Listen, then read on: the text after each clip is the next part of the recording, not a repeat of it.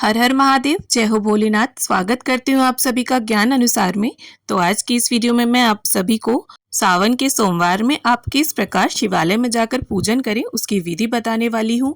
तो देखिए, वैसे आप कोशिश करें कि पूरे सावन के महीने में मंदिर में जाकर एक लोटा जल और बेलपत्र शिव जी पर अर्पित करके जरूर आएं। लेकिन किसी कारणवश रोज जाना संभव ना हो आपके लिए, तो आप सावन के सोमवार में तो जरूर जाकर शिवालय में पूजन करें।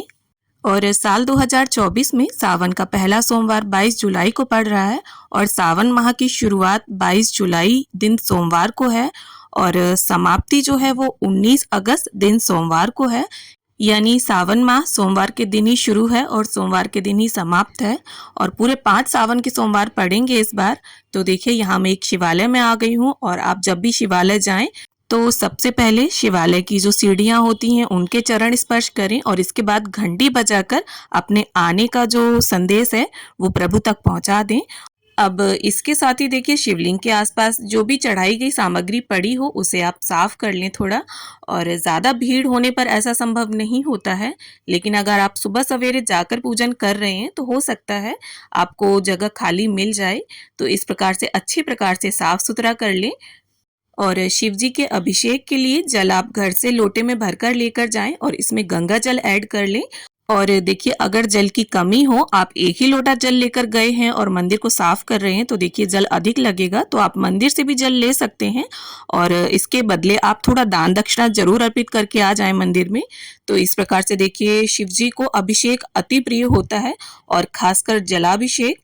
और जल से अभिषेक करने का सही तरीका ये है कि जब भी आप अभिषेक करें, जलधारा कोशिश करें टूटे ना और जलधारा एकदम पतली होनी चाहिए, ज़्यादा मोटी, ज़्यादा प्रेशर में आप जलाभिषेक ना करें। अब देखिए, शिवलिंग पर जल अर्पित करने के बाद जलाधारी से लाते हुए हमें महाराज नंदी का अभिषेक करना चाहिए।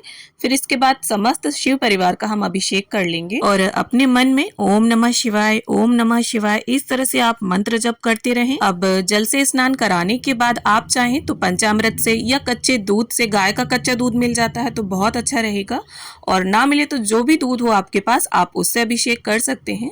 यहाँ पर मैं पंचामृत से अभिषेक कर रही हूँ। और आप चाहें तो अलग अलग 5 चीज़ों से, दूध, दही, घी, शक्कर, शहद, इन चीज़ों से भी अभिषेक कर सकते हैं। और पंचामृत को ध्यान रखें, आप तांबे के पात्र में ना रखें। स्टील या चांदी का बर्तन अगर आपके पास है तो उसमें पंचामृत रखकर स्नान कराएं शिव जी का। और शिव जी के जो श्रृंगार हैं नागदेव, उनका भी हम साथ ही साथ अभिषेक कर लेंगे। अब इसके बाद हम शुद्धोदक स्नान करा लेंगे और जो भी आपने सामग्री चढ़ाई है शिवलिंग पर, ध्यान रखें वो कोई भी सामग्री लगी नहीं रहनी चाहिए। अच्छे प्रकार से आप साफ कर लें सभी सामग्री को, क्योंकि अगर कोई भी सामग्री लगी रह जाती है शिवलिंग पर तो इससे हमें दोष लगता है। तो इस प्रकार से अभिषेक के बाद आप अपने लोटे में जलाधारी से थोड़ा जल ले लें। ये जो लोटा होता है उसे हमें खाली घर नहीं ले जाना चाहिए, थोड़ा सा जल आप इसमें ले लें। अब इसके बाद गणपति जी को, कुमार कार्तिकेय जी को और अशोक सुंदरी को, सभी को हम तिलक कर लेंगे। यहाँ कुमार कार्तिकेय जी को यहाँ मैंने अष्टगंध चंदन अर्पित किया है और अशोक सुंदरी जी को, गणपति जी को और माता के जो हस्त कमल है सभी को हमने यहाँ पर रोली अर्पित की है। अब यहाँ पर बहुत से लोग कहेंगे कि शिवलिंग पर हमें रोली, कुमकुम, सिंदूर अर्पित नहीं करना चाहिए। तो देखिए, शिवलिंग में ही समस्त शिव परिवार का वास होता है और शिवलिंग में जो ये ऊपर का भाग होता है पिंडी नुमा, इसमें कभी भी रोली, सिंदूर, कुमकुम अर्पित नहीं करनी चाहिए। बाकी ये जो मैंने जगह बताई हैं यहाँ पर आप सबके अलग अलग स्थानों पर अर्पित कर सकते हैं। तो इस प्रकार से अब हम अष्टगंध चंदन से शिव जी को त्रिपुंड लगा देंगे। आप चाहें तो अष्टगंध चंदन की जगह पर सफ़ेद चंदन का भी प्रयोग कर सकते हैं और यहाँ पर ओम की आकृति भी मैं बना दूंगी। और इसके साथ ही मैं आपको बता दूं कि जब हम शिवलिंग का पूजन करेंगे तो दक्षिण दिशा की ओर खड़े होकर उत्तर दिशा की ओर हमारा मुख होना चाहिए। इस प्रकार से हमें पूजन करना है। और अगर मंदिर में भीड़ भाड़ अधिक हो तो आपको जहाँ से भी जगह मिले वहाँ से पूजन कर ले, कोई दिक्कत वाली बात नहीं है।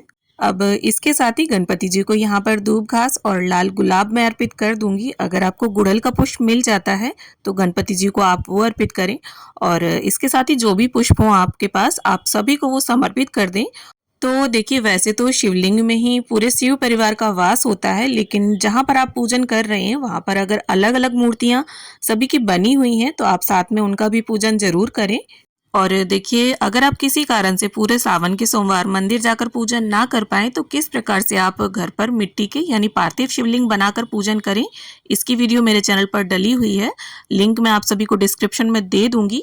अब देखिए, कुछ हो ना हो आपके पास बेलपत्र ज़रूर होने चाहिए। आप चाहें तो इनमें बेलपत्र के ऊपर राम का नाम भी लिख सकते हैं या ओम नमः शिवाय भी लिख सकते हैं।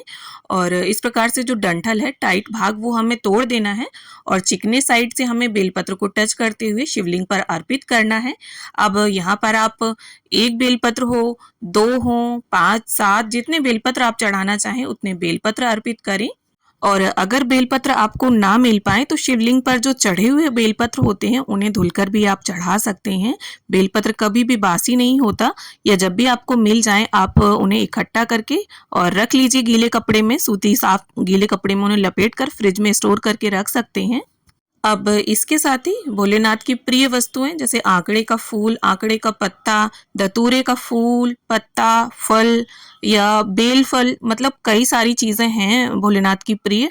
आपको जो मिल जाए आप वो अर्पित करें। अब यहाँ पर मैंने जनेऊ और अक्षत शिव जी को अर्पित कर दिए हैं। वस्त्र की भावना से कलावा अर्पित कर दिया है और यहाँ थोड़ी सी मिश्री मैं अर्पित कर रही हूँ। आप इसके साथ ही भोग में जो भी ऋतु फल लेकर आए हैं वो अर्पित करें, और ना हो तो सिर्फ बताशा, मिश्री, चीनी, इनमें से भी कोई भी भोग आप अर्पित कर सकते हैं। और इसके साथ ही एक लौंग का जोड़ा, इलायची, सुपारी मैं अर्पित कर दूंगी। तो देखिए, सावन का महीना और सोमवार का दिन भगवान भोलेनाथ को पूरी तरह से समर्पित है, तो ये मौका आप जाने ना दें। रोज मंदिर आए ना आए, सावन के महीने में सोमवार के दिन तो जरूर आकर शिव जी की पूजा अर्चना आराधना करके उन्हें प्रसन्न करें, क्योंकि शिव जी जो हैं वो बहुत ही सरल और दयालु स्वभाव के हैं। थोड़ी सी ही पूजा और थोड़े से ही प्रयास से प्रसन्न होकर हमें मनवांछित फल देते हैं। तो इस प्रकार से सभी का पूजन करने के बाद अब हम एक धूप, दीप और कपूर प्रज्वलित करके भगवान भोलेनाथ की और समस्त शिव परिवार की आरती उतार लेंगे। और आरती संपन्न करने के बाद आप अपने यथा सामर्थ्य कुछ दक्षिणा जरूर अर्पित कर दें, और हो सके तो सिक्के अर्पित करें, क्योंकि जो नोट होते हैं वो गीले हो जाते हैं पानी से। और हाथ जोड़कर भगवान भोलेनाथ से प्रार्थना कर लेंगे कि वो हमारी मनोकामना को पूर्ण करें और पूजा में रही कमियों के लिए हमें क्षमा करें। तो इस प्रकार से आपकी सावन सोमवार की पूजा जो है वो पूर्ण होती है। तो आशा करती हूँ वीडियो आप सभी को पसंद आई हो। वीडियो अच्छी लगी हो तो इसे लाइक करें, शेयर करें और चैनल को सब्सक्राइब जरूर कर लें